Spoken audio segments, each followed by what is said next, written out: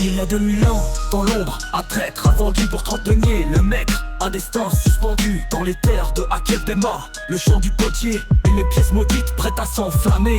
On la fond en épée, symbole de révolte dans les mains des juifs. Un sursaut, une volte, la révolte de Bartok. Pas un cri contre Rome, mais l'empire implacable l'écrase, la chiffonne. Une pièce qui a trahi, trahira encore. Qu'elle soit denier, épée ou monnaie d'or. De l'ombre à la lumière, elle change de forme. Mais au bout du chemin, c'est toujours celle de Rome. Une pièce qui a trahi, trahira encore. Qu'elle soit denier, épée ou monnaie d'or. De l'ombre à la lumière, elle change de forme. Mais au bout du chemin, c'est toujours celle de Rome. Les Romains récupèrent l'arme en trophée de guerre, et dans la nuit du temps, elle devient orpheline d'air. Au Moyen-Âge, fondue en un écu brillant, elle passe de main en main sous l'éclat d'un franc. Les seigneurs et les rois se l'échangent en secret d'une poche à l'autre.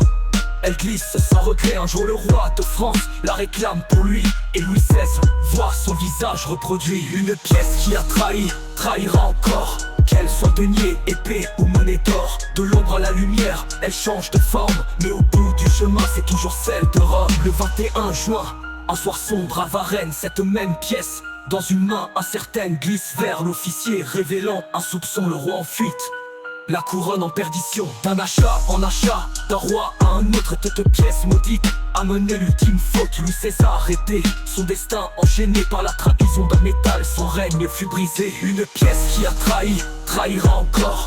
Qu'elle soit denier, épée ou monnaie d'or. De l'ombre à la lumière, elle change de forme. Mais au bout du chemin, c'est toujours celle de Rome. Et ainsi va l'histoire de cette pièce sans cœur du chant du potier. Au crépuscule des heures, elle a trahi des rois, des dieux et des hommes, elle trahira encore.